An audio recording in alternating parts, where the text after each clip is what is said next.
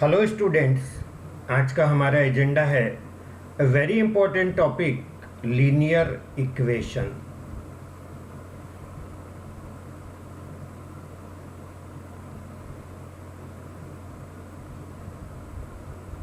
सबसे पहले हम बात करेंगे लीनियर इक्वेशन हम किसको बोलेंगे। क्या इसके पहले हमको ये पता नहीं होना चाहिए इक्वेशन किसको बोलेंगे? राइट, 3x प्लस 4y क्या बोलेंगे इसको? कई लोग बोलते हैं ये इक्वेशन है, मैं कहता हूँ नहीं है इक्वेशन, ये सिर्फ एक एक्सप्रेशन है, एल्जेब्रिक एक्सप्रेशन। जब तक इज इक्वल टू का साइन नहीं लगाओगे इसको इक्वेशन कौन बोलने देगा आपको? सो 3x प्लस 4y किसके इक्वल हुआ? 5 के इक्वल हुआ। Now this is equation. Equation means is equal to का साइन होना चाहिए। x इक्वल टू 5 ये भी इक्वेशन है। x प्लस 1 इक्वल टू 7 ये भी इक्वेशन है। X square plus 6 equal to 1 ये भी इक्वेशन है। X square plus x cube equal to 5 ये भी एक इक्वेशन है। अब इन सारी इक्वेशंस में क्या क्या डिफरेंसेस है अपन थोड़ा सा समझने का ट्राई करते हैं। तो लीनियर वर्ड का मतलब होता है सिंगल पावर। जब भी वेरिएबल पे single power on all variables, जितने इक्वेशन में वेरिएबल समझते हो ना, एक्स वाई जेड ये जो अपने आते हैं, इन वेरिएबल्स के ऊपर सिंगल पावर यदि आती है तो अपन उसको बोलेंगे लीनियर इक्वेशन। अब यहाँ पर एक्स और वाई दोनों पे 1 पावर है, ये लीनियर है, ये लीनियर है, ये लीनियर है, ये नहीं है क्योंकि 2 पावर आ गया यहाँ पर, ये भी लीनियर नहीं है। तो लीनियर इक्वेशन में वेरिएबल कितने भी होंगे तो चलेगा, मगर पावर कितनी होनी चाहिए? 1 होनी चाहिए। Is that clear? नाउ अब लीनियर इक्वेशन को सॉल्व करने के तरीके मैं बताता हूँ। सपोज करिए 2x प्लस 1 इक्वल टू 7, ये सिंपल सा लीनियर इक्वेशन है, तो सॉल्व तो बड़े आराम से हो जाएगा। 2x इक्वल टू 7 माइनस 1 6, ये 1 इधर आएगा तो माइनस हो जाएगा, तो x इक्वल टू क्या बनेगा? 3 बनेगा। तो ये लीनियर इक्वेशन का आंसर हो गया। Is that clear? चलिए अब मैं आपको एक बताता हूँ कि दो वेरिएबल की इक्वेशन को कैसे सॉल्व करना है। सपोज करिए x plus y equal to 6, x minus y equal to 2। अब ये इक्वेशन है दो, इनको सॉल्व करना। एक चीज़ याद रखिएगा, दो वेरिएबल है, दो इक्वेशन की ज़रूरत लगेगी। 3 वेरिएबल है, 3 की ज़रूरत लगेगी। जितने वेरिएबल है उतनी इक्वेशन होनी चाहिए, तभी उसको हम सॉल्व कर सकते हैं। Is that clear? चलिए नाउ अब एक चीज़ मुझे बताइए कि सपोज करिए एक बैलेंस, एक तराजू, इसके अंदर कुछ सामान रखा है, इधर कुछ वेट रखा है। एक दूसरा तराजू है, इसके अंदर कुछ सामान रखा है, कुछ वेट रखा है, ये इसके बराबर है, मतलब ये तराजू बैलेंस में है।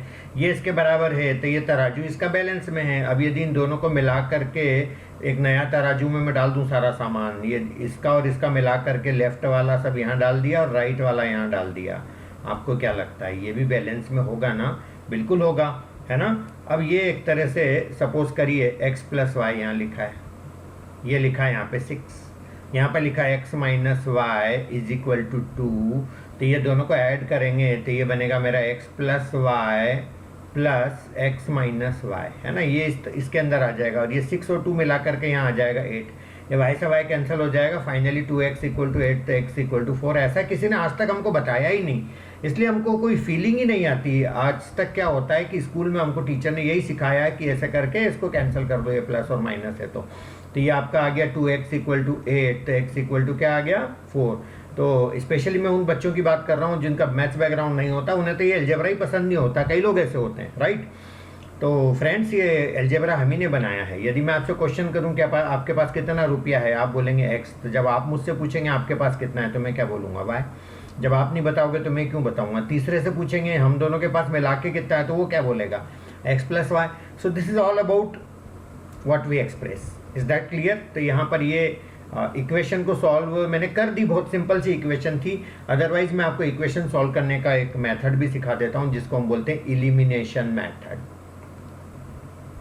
आपको आता भी होगा, ऐसे नाम से परेशान नहीं होने का, एलिमिनेशन मेथड, ठीक है ना? कोई से भी मेथड से सॉल्व करो। कॉम्पिटिटिव एग्जाम में इससे मतलब नहीं रहता है। We are not going to appear in a subjective exam where they are writing the name of the method, right? तो कोई भी मेथड अपन लगा सकते हैं। सपोज करिए 3x plus y equal to 9, ये क्वेश्चन है। x plus 2y equal to 8। तो बहुत सीधी सी बात है, आप एक काम करो, यहाँ कोफिशिएंट कुछ नहीं है तो 1 ले लो। अब इस 1 का मल्टीप्लाई करेंगे उधर वाली इक्वेशन में और इस 3 का मल्टीप्लाई करेंगे इधर वाली इक्वेशन में, आपस में एक दूसरे से मल्टीप्लाई कर लेंगे। Is that clear? तो मैं इस चीज़ को लिख रहा हूँ, 1 को जब उधर मल्टीप्लाई करेंगे तो ये आ जाएगा 3x plus y equal to 9, और जब 3 को इधर मल्टीप्लाई करेंगे तो 3x plus 6y is equal to क्या बनेगा 24। अब ये दो इक्वेशन बन गई तो सब्ट्रैक्ट करेंगे, साइन चेंज करना ही पड़ेंगे, सब्ट्रैक्ट करेंगे तो ये मेरा ये कैंसिल हो गया, तो ये आ जाएगा मेरा -5y है ना, y माइनस 6y, तो ये आ गया -15। मैंने यहाँ लिख दिया, वहाँ जगह नहीं थी मेरे पास, तो मेरा ये माइनस कैंसिल हो गया, तो y इक्वल टू मेरा आ जाएगा 3, और y का वैल्यू 3 अपन पुट कर देंगे किसी एक इक्वेशन में, तो x का वैल्यू आ जाएगा 2, है ना बेटा। ये इतना खुद से करना सीखो, स्पून फिटिंग नहीं चलेगा बिल्कुल, है ना। You are going to appear in very big competitive exams, तो जितने भी बड़े बड़े कॉम्पिटिटिव एग्जाम है उसके अंदर आपको ये सब करना है। Is that clear? चलिए आगे बढ़ते हैं।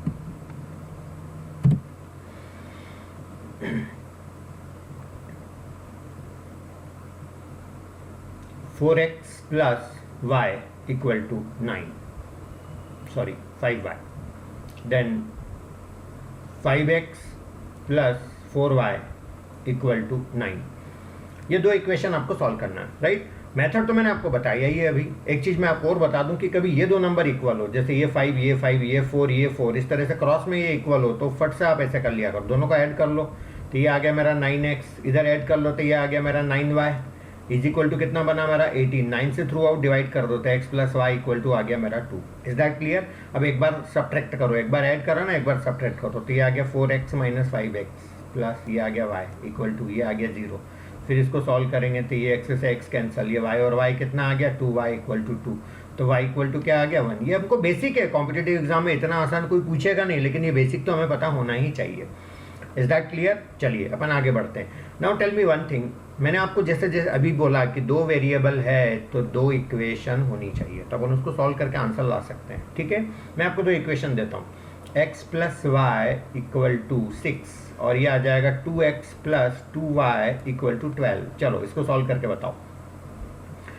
अब आपको मैंने जैसा सिखाया था कि इस 2 को इधर मल्टीप्लाई करो, यहाँ के कोफिशिएंट 1 को इधर मल्टीप्लाई करो, जब 2 को उधर मल्टीप्लाई करोगे तो क्या मिलेगा आपको 2x plus 2y equal to 12, और नीचे मिलेगा आपको 2x प्लस 2y। अरे ये तो सेम आ गया है ना, ये तो कुछ भी नहीं मिला, ये सब कैंसिल हो जाएंगे, हमें आंसर ही नहीं मिल रहा है। तो अभी भी अपन बात कर रहे थे कि दो वेरिएबल है तो दो इक्वेशन होना चाहिए, ऐसी बात नहीं है, कुछ रूल्स भी होते हैं जो आपको याद रखना है।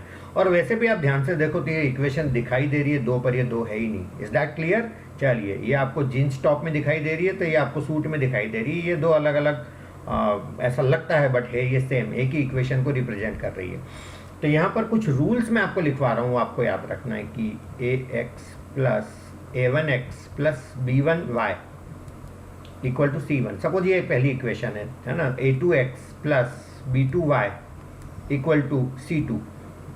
Now a1 upon a2 is not equal to b1 upon b2। Suppose कहीं ऐसा आता है तो ऐसे केस में पक्के से आंसर आएगा और इसको हम बोलेंगे यूनिक सॉल्यूशन।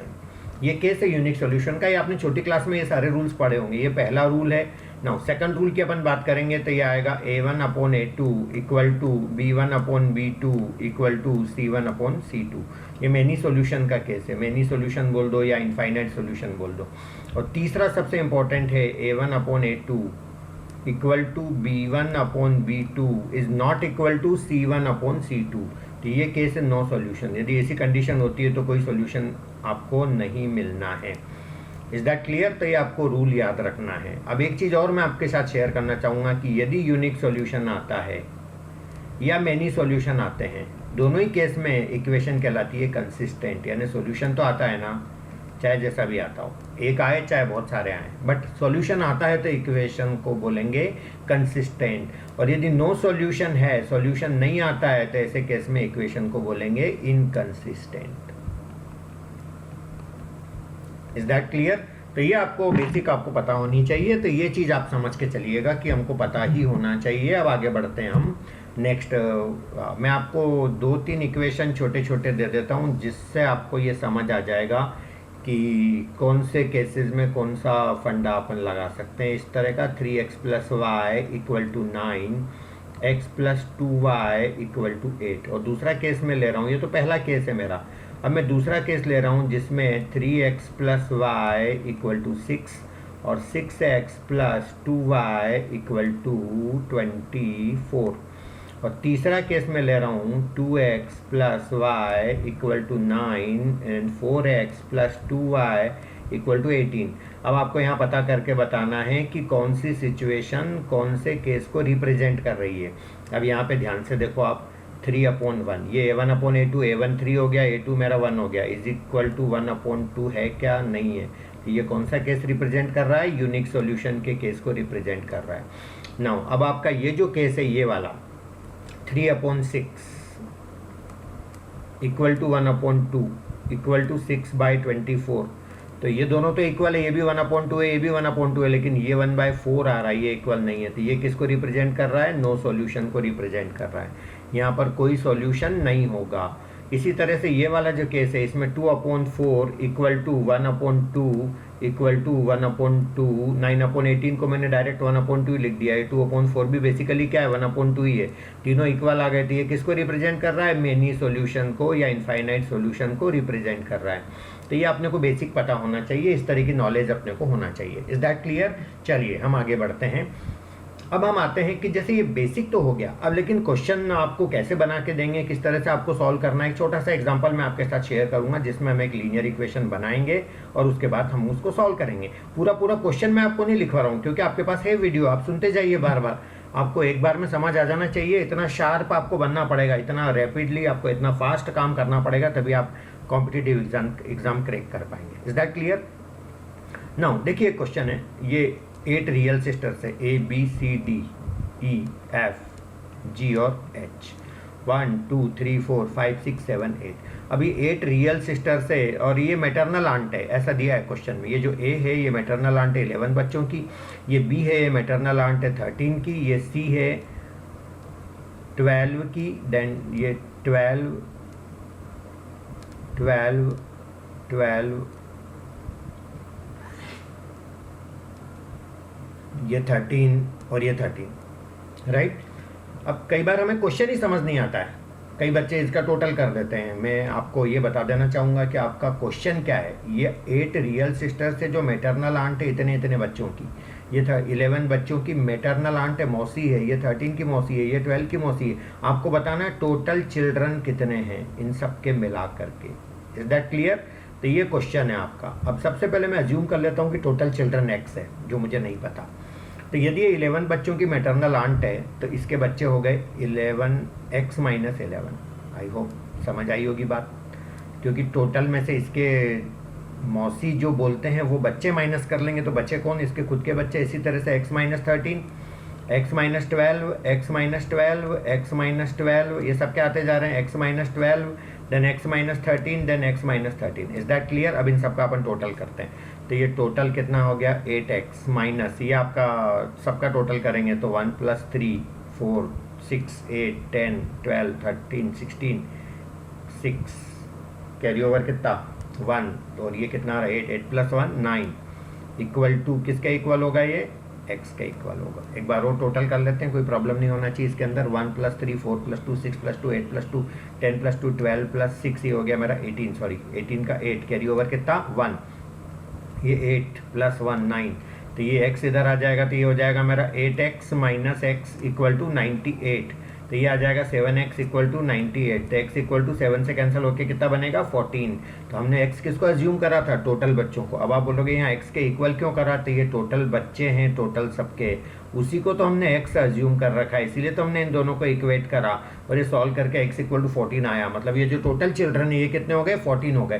तो एक बहुत नॉर्मल सी सिचुएशन थी जहाँ पर हमने लैंग्वेज प्रॉब्लम को क्वेश्चन में कन्वर्ट करा। Is that clear? चलिए नेक्स्ट क्वेश्चन की तरफ चलते हैं।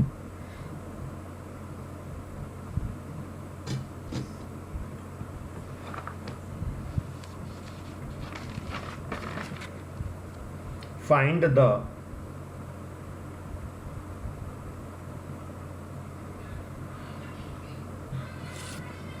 values of x and y which satisfy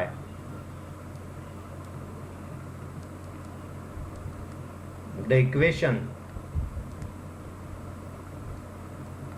which satisfy the equation. अब यहां पर मैं आपको एक इक्वेशन दे रहा हूं, देखिएगा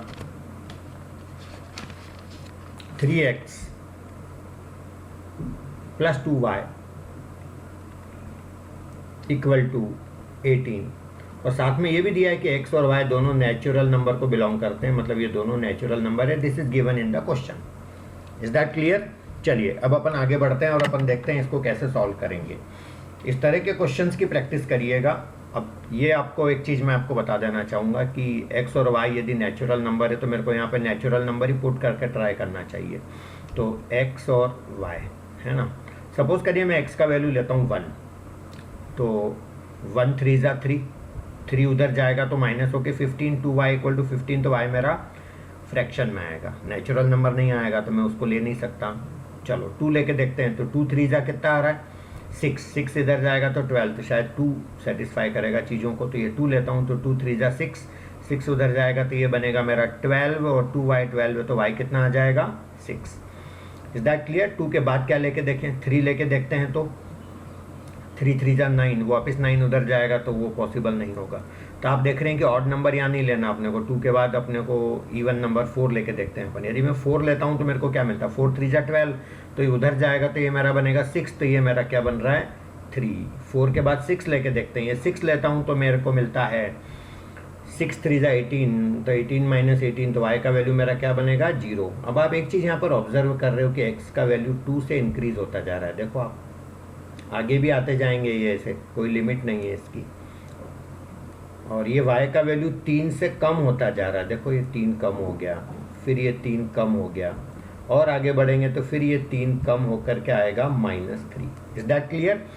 तो ये एक फंडा मैंने आपको बताया। और यहाँ पर एक चीज़ ये भी देख रहे हैं अपन कि यहाँ पे 2 2 का डिफरेंस आ रहा है और यहाँ पे 3 3 का डिफरेंस आ रहा है। तो यहाँ पर एक ब्यूटीफुल चीज़ आप ऑब्जर्व करो कि जो x के अंदर जो 2 2 का डिफरेंस आ रहा है वो क्वेश्चन में y का मल्टीपल है, और जो y के अंदर 3 3 का डिफरेंस आ रहा है वो क्वेश्चन में x का मल्टीपल है।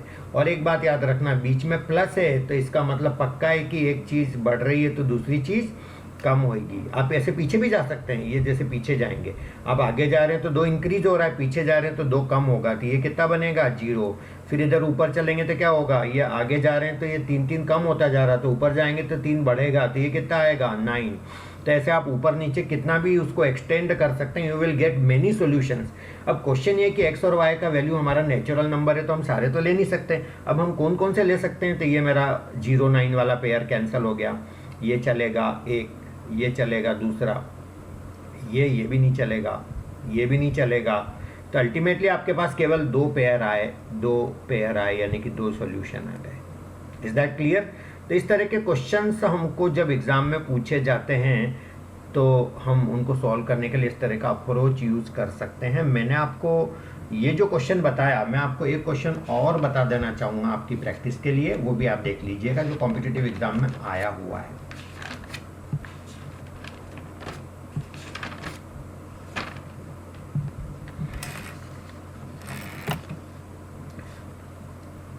फाइव एक्स प्लस 19y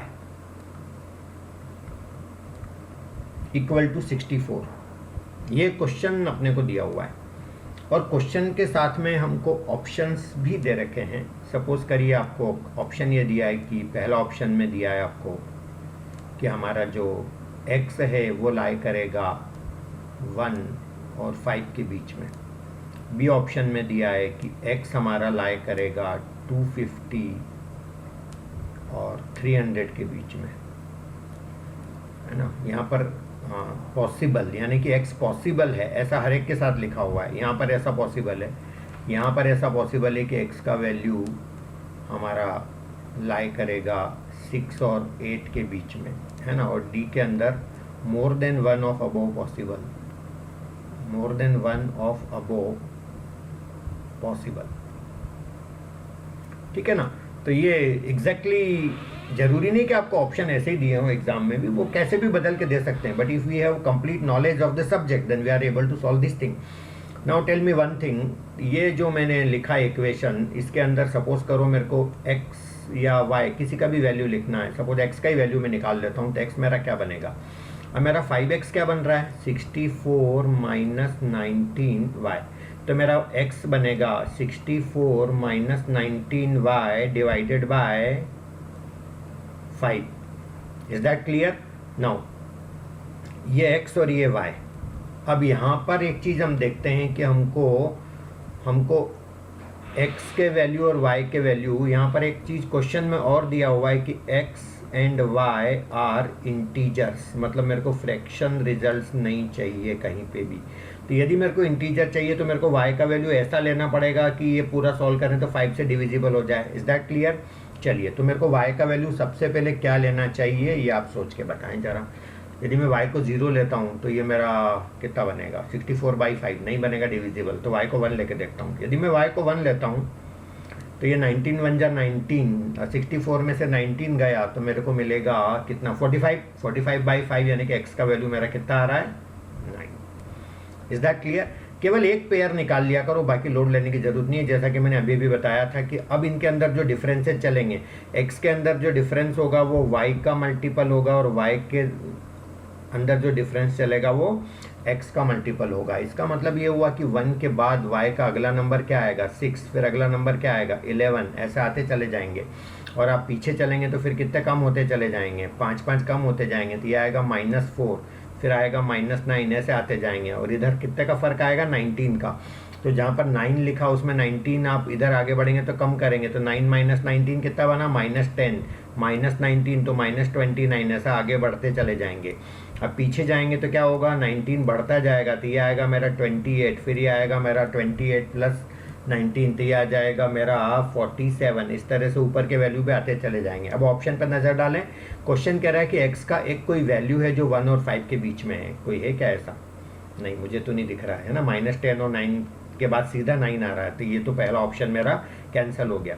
दूसरा ऑप्शन कहता है कि x का वैल्यू 250 और 300 के बीच में। अभी मैं इतना दूर तो कहाँ जाऊँगा, है ना, ऊपर नीचे, तो अभी मैं इसको छोड़ देता हूँ, ऑप्शन बाद में सोचेंगे। तीसरा ऑप्शन कहता है x 6 और 8 के बीच में है। नहीं भैया, 6 और 8 के बीच में नहीं है, ये भी गलत हो गया मेरा ऑप्शन। अब क्वेश्चन डी में ये बोला है कि more than 1 of the above, इन ऊपर के 3 में से एक से ज़्यादा आंसर सही है। नहीं भैया, ऐसा तो है ही नहीं, 2 तो गलत हो ही गए, तो पक्का हो गया कि बी हमारा आंसर है। मतलब x का एक कोई तो वैल्यू होगा जो 250 और 300 के बीच में होगा। Now tell me one thing, अपन थोड़ा सा कॉमन सेंस भी लगाएं तो आप देखो कि ये x के अंदर कितने कितने का गैप आ रहा है? 19 का गैप आ रहा है। तो जब आप ऊपर ऐसे बढ़ते चले जाएंगे तो 250 और 300 के बीच में 50 का गैप आता है, तो डेफिनेटली कोई तो नंबर आएगा, एक तो आएगा ही आएगा, क्योंकि 19 के गैप से नंबर आते चले जा रहे हैं। तो डेफिनेटली इतना कॉमन सेंस लगा करके भी आंसर दिया जा सकता है। So competitive exams are more of common sense, smart work, everything rather than hard work. Please take care.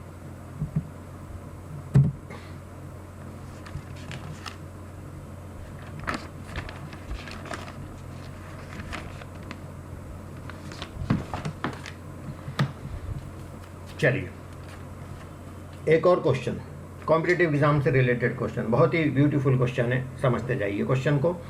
देखिए, एक आदमी कुछ एलिफेंट परचेज करता है, मैं ई लिख देता हूँ, और कुछ हॉर्स परचेज करता है और कुछ डोंकी परचेज करता है।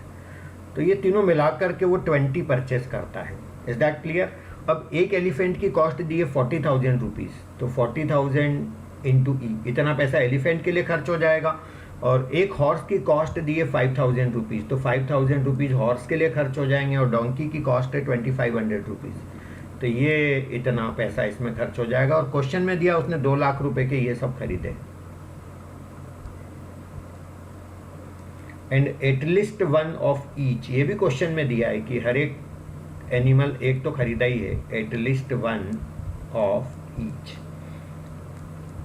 तो आपको ये बताना है कि उसने कितने एलिफेंट खरीदे, कितने हॉर्स खरीदे, कितने डंकी खरीदे, डोंकी। Is that clear? चलिए आगे बढ़ते हैं अपन। अब इस क्वेश्चन को कैसे सॉल्व करें हम? अब आप बोलोगे सर यहाँ पर 3 वेरिएबल है और इक्वेशन तो 2 ही है, जैसा कि आपने बोला था कि 3 इक्वेशन है तो 3 वेरिएबल होने चाहिए। तो यही तो ब्यूटी होती है कॉम्पिटिटिव एग्जाम की, 3 इक्वेशन, 3 वेरिएबल की 2 इक्वेशन देते हैं, उसके बाद भी आंसर आता है। मतलब कहीं ना कहीं कुछ ऐसी हिडन चीज़ें यहाँ पर रहती है जिनको समझना जरूरी होता है। अब यहाँ पर एक चीज़ मैं आपके साथ शेयर करूँगा कि सबसे पहले तो ये जो कितने जीरो कैंसिल कर सकते हैं अपन, 2 जीरो तो आप ऐसे ही हटा दो यार सब में, ये 2 जीरो यहाँ से गए, ये 2 जीरो यहाँ से गए, ये 2 जीरो यहाँ से गए। अब देखो ये काहे से कैंसिल हो रहे हैं नंबर, कोई बड़ा सा बड़ा नंबर है जिससे कैंसिल हो रहे हो। 50 से ये हो रहा है, ये हो रहा है, ये नहीं होएगा। 25 से करके देख लेते हैं। 25 से ये डिवाइड करेंगे तो ये मेरा आ जाएगा 25 1 जा 25 बचा 15, ये तो 16E ये आ गया, plus 2H plus D equal to 8080। Is that clear? चलिए अब ये जो पहली इक्वेशन थी ये इसी के नीचे लिख लेते हैं, E plus H plus D equal to 20, right. बड़े आसानी से आपको दिख रहा है कि D कैंसिल हो रहा है तो ये माइनस माइनस माइनस, बिल्कुल माइंड पे लोड नहीं लेने का, समझ आएगी पूरी बात। 15E plus H equal to कितना बना मेरा 60। Is that clear? तो H इक्वल टू हो जाएगा मेरा 60 माइनस 15 टाइम्स E। अब ये इक्वेशन हमको क्या हेल्प करेगी ये अपन ट्राई करेंगे। अब उन्होंने बोला है कि हर एनिमल कम से कम एक तो लिया ही है, तो इसका मतलब एलिफेंट 0 तो नहीं हो सकता। अब एलिफेंट को यदि मैं कम से कम 1 लेता हूँ तो मेरा H का वैल्यू आता है 60 माइनस 15 यानी कि 45। अब यदि मैं एलिफेंट को 2 लेता हूँ तो मुझे H का वैल्यू आता है 2 इंटू 15 कितना हो गया ये 30, तो ये मेरा आ जाता है 30। अब आप कॉमन सेंस लगाते जाओ, सारे एनिमल मिला के कितने लिए बंदे ने 20, तो इसका मतलब अकेला हॉर्स 45, ये तो केस हो ही नहीं सकता। सारे एनिमल जब 20 है तो हॉर्स 30 भी नहीं हो सकते। अगला केस लेता हूँ मैं, E इक्वल टू सपोज करिए मैं 3 लेता हूँ तो H इक्वल टू मेरा आता है 3 इंटू 15, 45 गया 60 में से तो कितना आया 15, ये मुझे पॉसिबल लग रहा है। E को 4 लेके देखते हैं, E को 4 लेते हैं तो H इक्वल टू कितना आता है, E को 4 लेते हैं तो H इक्वल टू ये हो जाएगा मेरा 0। इसका मतलब ये भी नहीं हो सकता क्योंकि एटलीस्ट 1 एनिमल तो लिया ही उसने, तो E आ गया 3, H हो गया 15, तो 15 ये है एनिमल, 3 ये है, 18 तो यही हो गए। अब बचे कौन, डोंकी, तो डोंकी कितने हो जाएंगे 2 हो जाएंगे। Is that clear? तो इस तरह से अपन प्रॉब्लम्स को सॉल्व कर सकते हैं। This is very beautiful question. ऐसे और भी क्वेश्चन मैं आपको बताता हूँ जहाँ पर वेरिएबल तो रहेंगे ज़्यादा, इक्वेशन रहेगी कम, और वहाँ पर भी क्वेश्चन हम सॉल्व कर पाएंगे। Very beautiful question. अच्छा देखिएगा,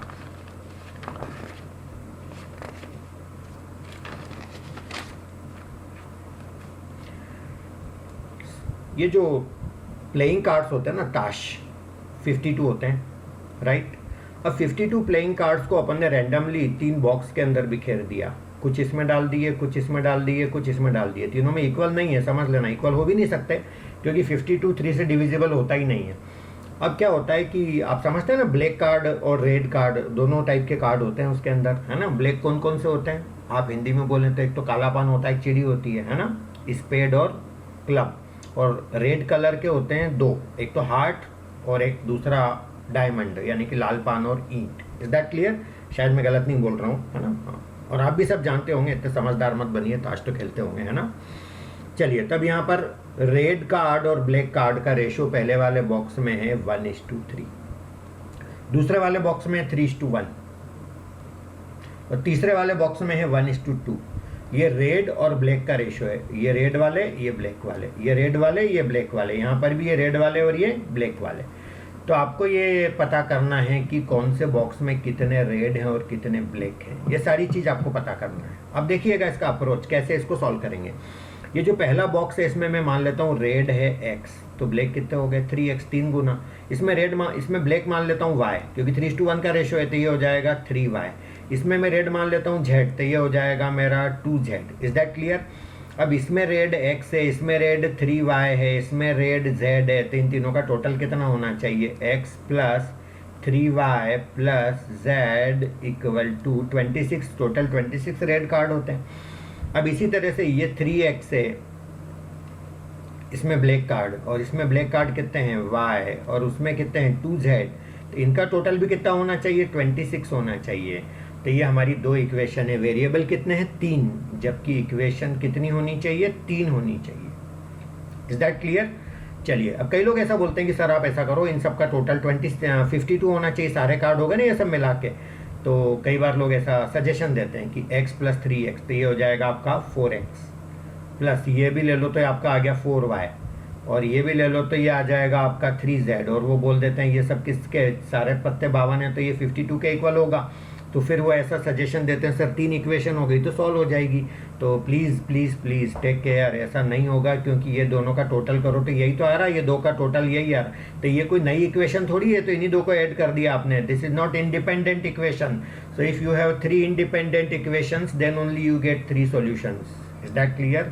अब 2 इक्वेशन है, फिर भी आंसर लेके आना है, तो ट्राई तो करें एटलीस्ट। यहाँ पर कॉम्पिटिटिव एग्जाम में हाथ पे हाथ धर के बैठे रहने से काम नहीं चलेगा। आप कैसे सॉल्व करें, क्योंकि एक ऑप्शन वो ये भी दे देंगे कैन नॉट बी डिटरमाइंड, तो आप उसको टिक लगा के आगे बढ़ जाओगे तो पंगा हो जाएगा, क्योंकि जहाँ पर कुछ मिलना था वहाँ पर और निगेटिव मार्किंग में आपका लॉस हो गया। तो टेक केयर, बी कॉशियस। तब यहाँ पर इसको सॉल्व करना मैं आपको सिखाता हूँ। मैं इस इक्वेशन में एक वेरिएबल एलिमिनेट तो करूँ, तो मैं इसमें z को एलिमिनेट करने का ट्राई कर रहा हूँ, तो मैं इस इक्वेशन को डबल करके यहाँ लिख रहा हूँ। तो ये मेरा 2x हो गया, ये मेरा 6y हो गया, ये मेरा 2z हो गया और ये मेरा 52 हो गया। अब मैं यहाँ पर सब्ट्रैक्ट कर रहा हूँ, तो सब्ट्रैक्ट करूँगा तो नेगेटिव नेगेटिव नेगेटिव नेगेटिव, ये मेरा कैंसिल हो गया। तो 3x माइनस 2x क्या हो गया, x minus 5y equal to minus 26।